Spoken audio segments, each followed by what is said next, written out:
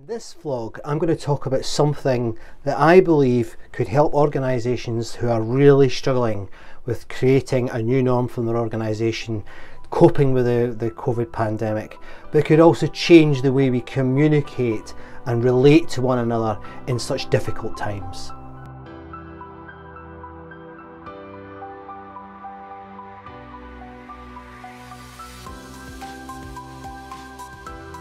Hi, my name's Scott McArthur and welcome to the Edge of Next vlog, where we look at providing tools, mental models and ideas to help you and your organisation cope with the future of work.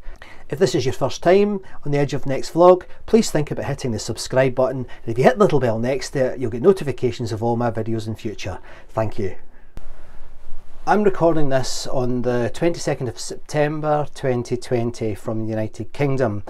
And it looks like we are fundamentally heading for a second phase of lockdown in the country. This has been reflected all over the world, and it's something that we're all going to have to really work hard to understand. In the last few days, there has been a real attempt by the British government and others to explain what the situation is. And indeed, yesterday, there was a quite brilliant piece done by the government's SAGE organisation, that's the Scientific Advisory Group for Emergencies, in which they issued what they called a consensus statement. Now, this statement was very well presented. It was full of current evidence, it was full of current thoughts about how things might proceed over the next few months, and it made some suggestions about how serious this situation was for everybody. But you know what? Although I thought it was a pretty well put together piece, it wasn't done the way I would like to see it done, and I do not think it will have the impact that the government and its scientific advisors perhaps thought it could.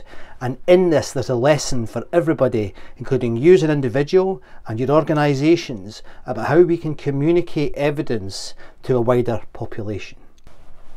Just 3 weeks ago, I started to live stream using multiple platforms using the software Restream, and that has allowed me to send out my messages live, and I've focused on one of the key tools that I believe we need to adopt for the future of work, and that is storytelling. But this is not about selling that broadcast. This is about actually pulling something out of that I'd like you to think about, and it's this.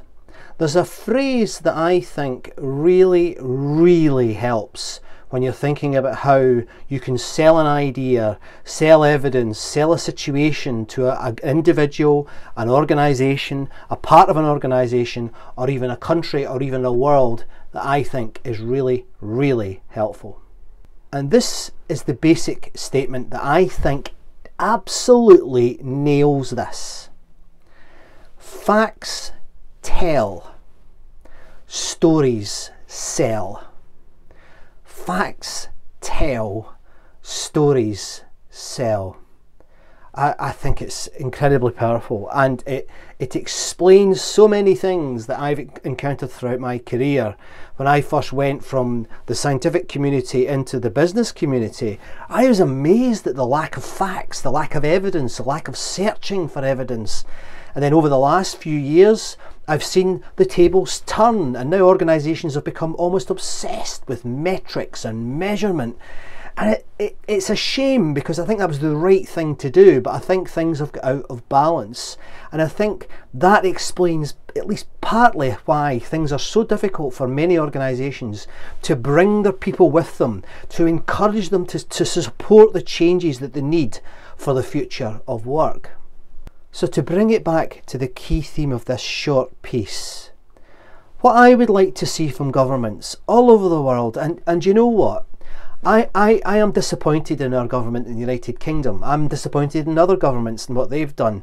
But this is not a political video. It is not about that. This is too serious to get bogged down in politics. What I would like to see politicians and scientists alike is to change the way they communicate with the public. And that phrase, I think, gives us a clue. Facts tell, stories sell. I would like to see our politicians and our scientists alike telling more stories about the situation with COVID, rather than bombarding the public with statistics, rather than trying to explain things, trying to tell people what the current facts are. They should start to tell stories about what's happening in the hospitals, what's happening in the research laboratories, what's happening in old folks' homes, what's happening in supermarkets, what's happening everywhere with business, what's happening with sport, what's happening with people's mental health and wellness. These are the stories that we can take from human experience that will help the bigger picture become clearer for people. After all, I mean, one of the biggest problems is that the scientific community, and I have spoken about this before, and it wasn't long ago that I was actually providing a course for a research group talking about the communication of science. And you know what? Oh, they found it so difficult because they saw their role purely as looking at evidence. But of course, what the public don't really understand or do not, and it's the scientists' fault, I'm not going to go at the public, the scientists haven't explained very well what evidence means, what facts means, how the scientific process moves. You ask the general public what's the science about, they'll say, oh, it's about facts. Science is not about facts. It's never about facts. It's about probabilities. And that's where you have like bad journalism. One of my favourite newspapers, Not, the Daily Mail here in the UK. They're famous for publishing silly science, where they'll find an odd paper somewhere that says that, I don't know, red wine is good for you. And then the next week they'll publish another paper from another part of the world and say, oh, this paper contradicts, it says that red wine is bad for you. And then they say, well, the scientists don't know what they're doing. That's part of the scientific process, and we need to get that into people's heads in the United Kingdom and all around the world.